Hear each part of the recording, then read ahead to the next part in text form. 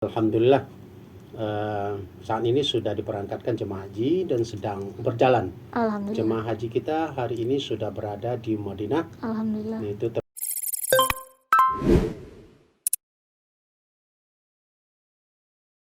Assalamualaikum warahmatullahi wabarakatuh. Kembali lagi di podcast DKTV, TV Masa Depan Dakwah dan Komunikasi.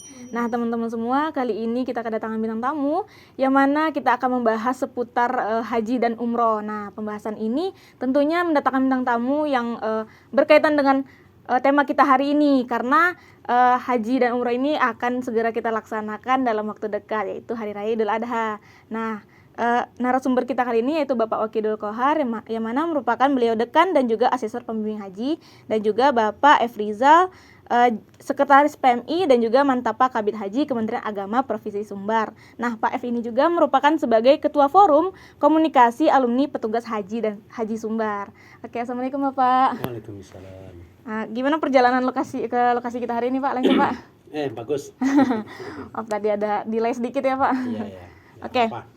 Enggak, langsung saja ya Pak, mungkin Febi akan langsung bertanya tanpa basa-basi ya Pak ya, terkait keberangkatan haji dan umroh tahun ini gitu Pak. Kan jika kita lihat tahun lalu itu COVID merajalela ya Pak ya, jadi haji dan umroh sempat tertunda gitu. Nah, bagaimana kesiapan umroh dan haji pada tahun ini gitu Pak? Baik, terima kasih. Memang 2 tahun terakhir, tahun 2020 jemaah haji itu tidak diberangkatkan, 2021 juga tidak diberangkatkan, sudah 2 tahun karena faktor COVID. Dan itu sudah diputuskan oleh Kementerian Agama dalam putusan Kementerian Agama bahwa tahun 2020 dan 2021 itu dibatalkan pemberangkatan jamaah. Kemudian tahun ini Alhamdulillah saat ini sudah diberangkatkan jemaah haji dan sedang berjalan. Jemaah haji kita hari ini sudah berada di Madinah. Alhamdulillah. Itu termasuk pada gelombang 1. Kemudian tahun ini juga dibatasi kota kita diberikan oleh Arab Saudi itu tidak penuh full. Kalau penuh itu 221.000 jamaah yang akan berangkat setiap tahun. Kita dapat kota, tapi tahun ini hanya 100.000 lebih. Nah, kemudian juga petugas dibatasi, semuanya dibatasi tahun ini. Tapi alhamdulillah yang penting jemaah bisa diberangkatkan walaupun lebih kurang separuh. Gitu. Tapi kita bersyukur Saudi sudah membuka untuk penyelenggaraan ibadah haji tahun ini. Dan sebelumnya penyelenggaraan umrah sudah juga dilaksanakan, walaupun sebelumnya ditutup semuanya. Tapi tahun 2022 ini umrah pun sudah jalan. Jadi ekonomi kita sudah mulai melihat dari segi pelaksanaan umrah itu. Saya rasa itu pada tahun ini jemaah haji kita sudah berjalan. Faktor yang membatasi tadi kan Bapak sebut dibatasi ya Pak ya. Sebenarnya faktor yang dibatasi itu apa, masih terkendala COVID tadi atau bagaimana Pak? Ya, mungkin itu Saudi masih belum nyaman dengan COVID ini ya. Karena masih ada di seluruh penjuru dunia, masih ada COVID ini, masih belum habis semuanya. Maka Arab Saudi mungkin juga berpikir seperti itu, agar jangan terlalu padat di Masjidil Haram atau di Masjid Nabawi. Maka beliau atau orang Saudi, Arab Saudi itu memutuskan untuk segitu. Ini untuk antisipasi saja, mudah-mudahan tahun depan bisa penuh. Amin. Kalau kita berharap tahun ini sukses, tidak ada masalah, tidak terjadi COVID di Arab Saudi dengan perangkatan jemaah haji, saya rasa tahun depan sudah kembali normal. Ini yang kita harapkan. Mudah-mudahan tahun ini tidak ada masalah di Saudi. Ya. Nah, tadi Bapak juga menyebutkan fungsi, maksudnya petugas haji. Sebenarnya fungsi dari petugas haji itu sendiri seperti apa, Pak?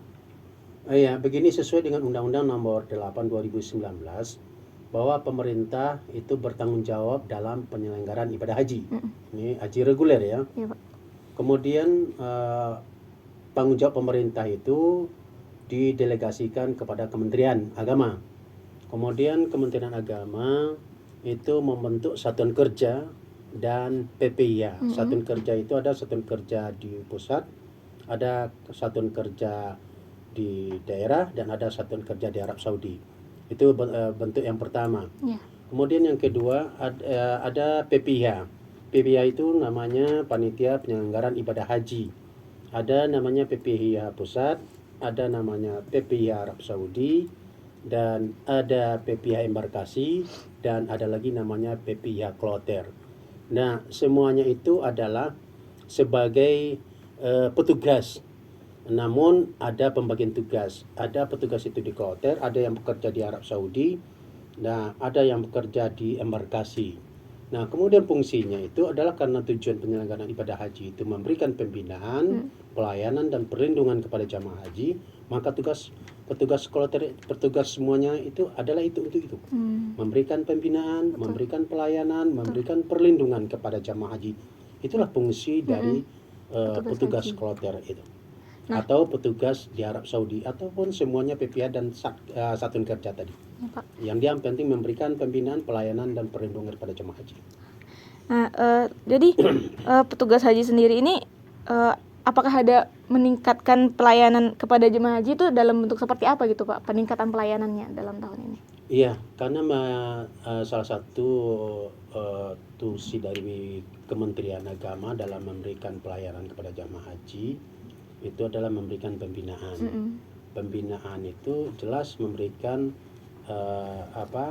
kepada jemaah haji, peningkatan kompetensi kepada jemaah haji. Namun kadangkala namanya jemaah kita bervariatif ya.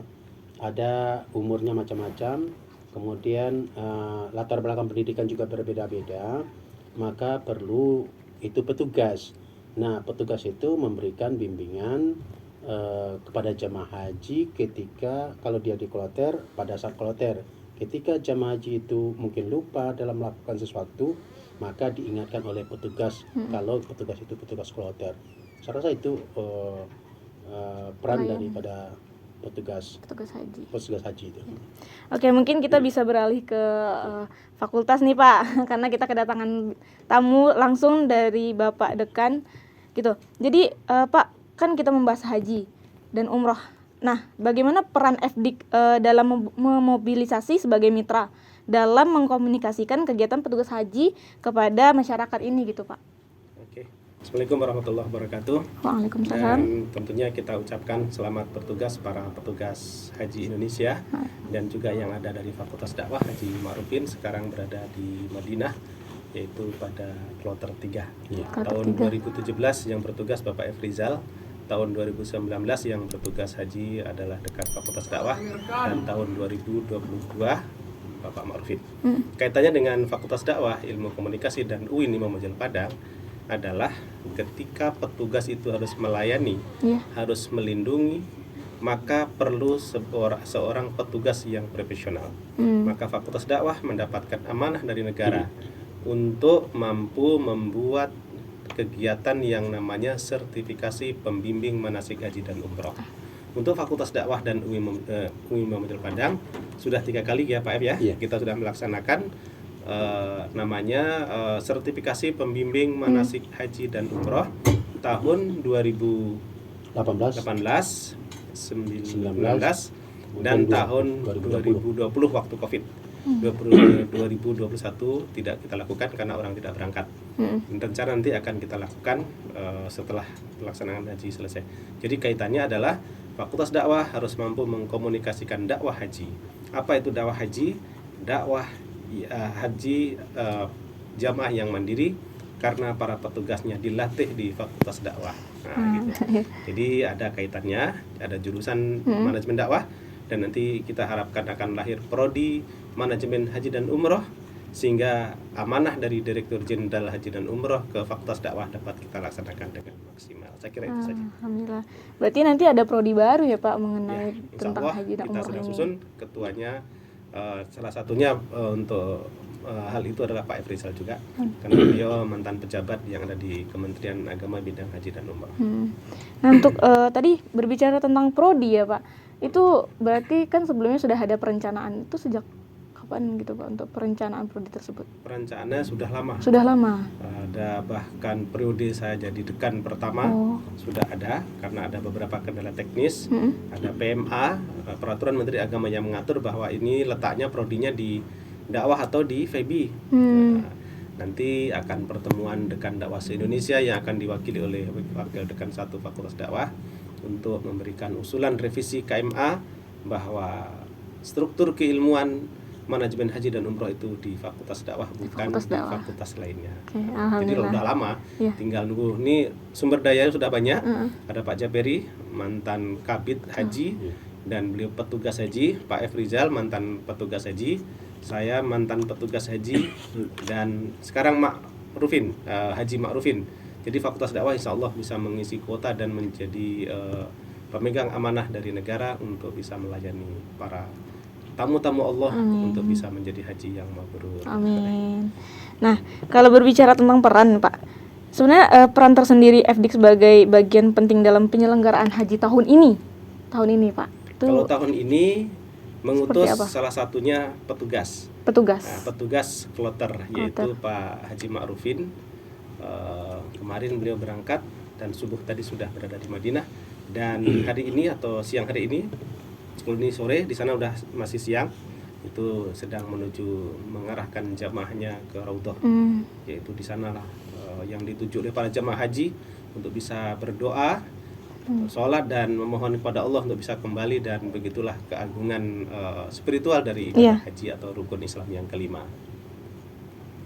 Lalu Pak, mengenai jemaah, mungkin kita bisa beralih ke jemaah haji ya Pak ya.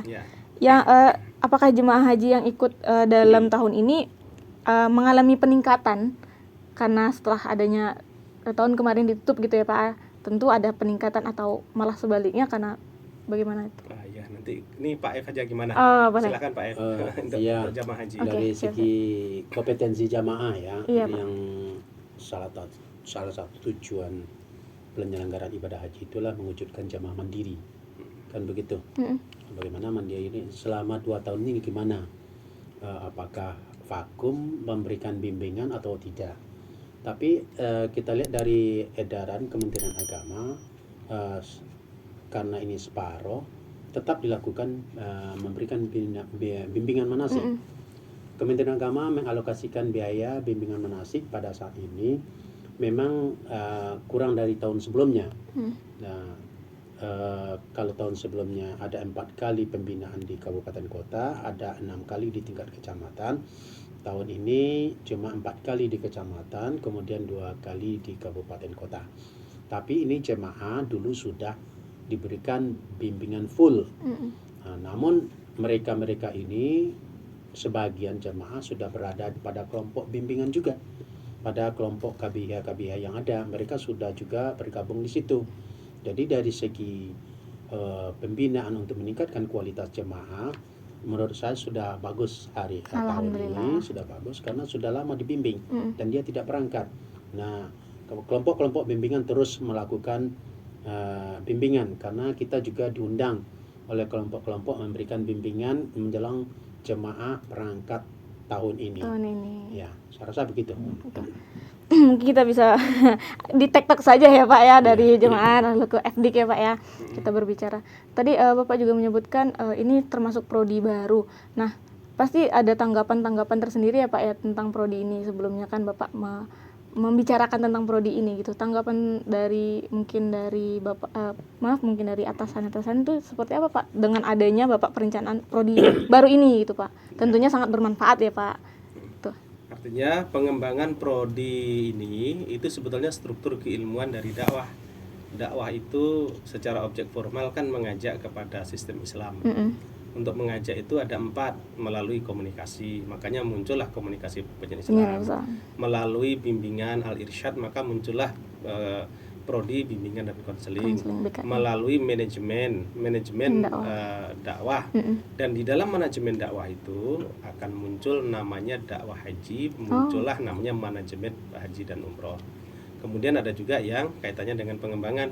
Jadi jurusan-jurusan yang ada di Fakultas Dakwah ini berdasarkan pohon keilmuan dakwah, sama dengan Fakultas Matematik dan Fisika.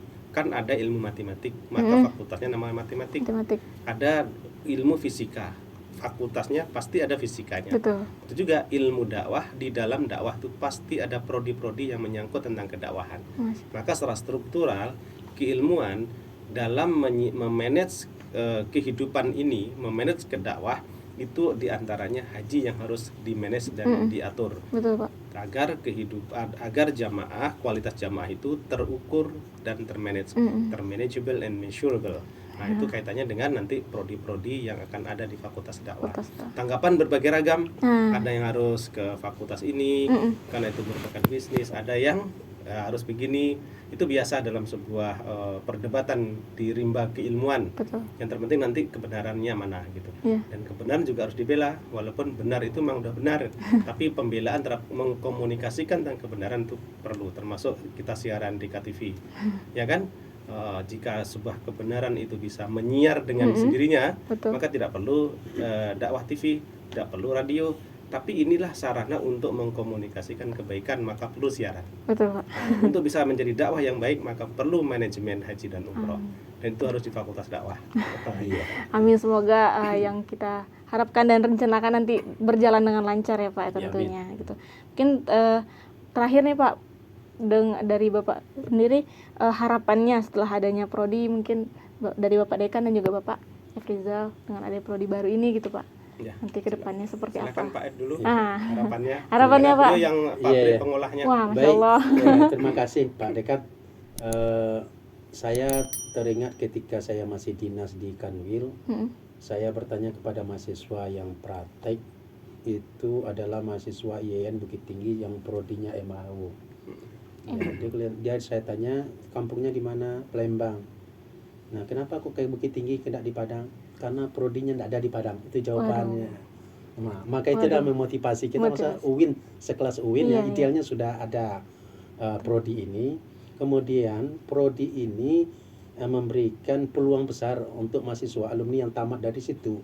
Karena sekarang nomenklaturnya itu di kecamatan itu sudah ada, sekarang kantor KUA itu berubah menjadi balai nikah dan manasik haji. Itu peluang di situ. Nah, saya rasa ini perlu ini harus kita lahirkan prodi ini di dakwah ini. Kemudian sarana manasiknya juga sudah kita mulai itu. Miniatur Ka'bah sudah ada, sa'i sudah ada. Ini sudah lengkap nanti kalau ini lahir. Saya rasa saya optimis dari segi prospek lulusan nanti juga kita punya optimis untuk capaian perjanjian kerja rektor nanti. Ini salah satu memberikan kontribusi untuk itu. Mencapai perjanjian kerja rektor dengan Kementerian Agama. Saya rasa itu. Amin. Dari Bapak sendiri mungkin? Ya, rencana strategis indikator kerja utama rektor adalah penambahan prodi baru. Maka Fakultas Dakwah mendukung program rektor UIN Imam Bonjol Padang untuk tahun ini atau tahun selanjutnya, menjadikan beberapa prodi yang ada di Fakultas Dakwah. Untuk fasilitas, insya Allah kita tidak kalah, karena setelah ini akan kita bangun lagi Jamaroh. Jadi sa'inya luar biasa. Nanti Sabtu Minggu kita akan di sini melatih para jamaah, dan kita mempunyai moto bahwa di sini ada pesantren manasik haji dan umroh. Akan kita bikin kelas, berapa pertemuan. Jadi bukan sekedar ceramah, tapi kita bina agar jamaah haji bisa lebih memahami tentang prinsip-prinsip ibadah. Jadi kalau memang 7 kali putaran tawaf, mereka harus hafal baca doa. Kalau Pak F sudah bisa meringkasnya, ya kan? Jangan nanti cuma putar, nangis gitu kan. Harus baca doa. Dan itu nanti produknya harus dari Fakultas Dakwah. Amin. Semoga apa yang kita harapkan nantinya dapat terjalankan dan terrealisasikan dengan lancar ya Pak ya. Mungkin sekian dulu nih Pak bincang-bincang kita hari ini, mengingat waktu juga ya Pak ya. Mungkin itu dulu Pak pembahasan umroh dan haji dan juga prodi baru dari Fakultas Dakwah sendiri. Terima kasih Pak telah meluangkan waktu untuk hadir ke DKTV ya Pak, Bapak. Terima kasih Pak.